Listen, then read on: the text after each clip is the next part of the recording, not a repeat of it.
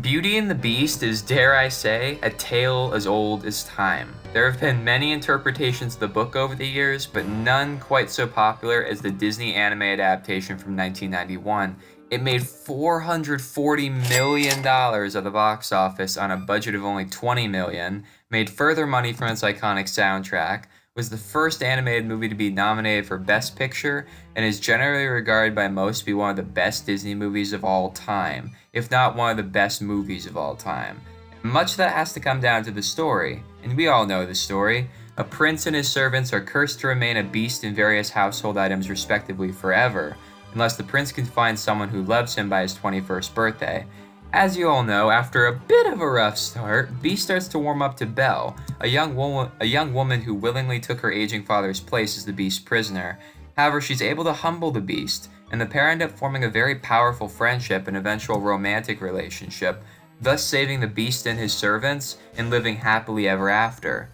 But what if that didn't happen? What if Belle had taken the Beast, imprisoning her and her father to heart, and despite his transformation into a better person, couldn't see him as anything more than a friend? What if Belle didn't love the Beast?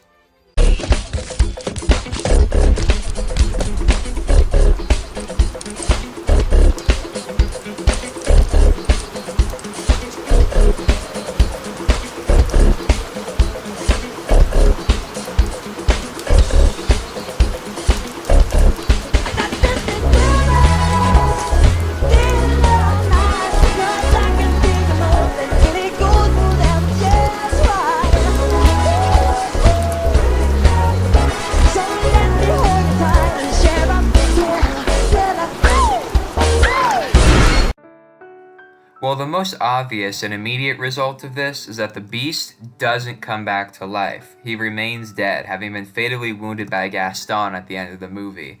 As a result, Beast remains deceased and the servants remain household items. Belle regrets not being able to love him in that way and becomes severely depressed, feeling responsible for the curse not breaking. It isn't helped by the fact that the villagers blame her for the death of Gaston and refuse to let her or her father come back to the village. So Belle and her father remain in the derelict castle for the remainder of their lives, Belle's father presumably dying when Belle is in her 40s. Belle herself never does find love, presumably, as she feels so much guilt for not loving the Beast, and she really just doesn't have the opportunity to meet anybody due to where she is. Belle sadly dies alone, but the staff continue on, as since they're not made of flesh, they're basically immortal. So centuries pass on and the staff are still around, not being able to pass on to the afterlife to join their former masters, which brings us into the modern day, where the castle is rediscovered after centuries of being hidden away. The staff try their best to hold off the intruders, but they're just no match for modern day technology and are apprehended and subjected to constant scientific experimentation. They might have souls, but they aren't human in the eyes of most people, who show little to no regard for their pain and suffering. As for the castle that they left behind, it becomes a tourist attraction for haunted house enthusiasts.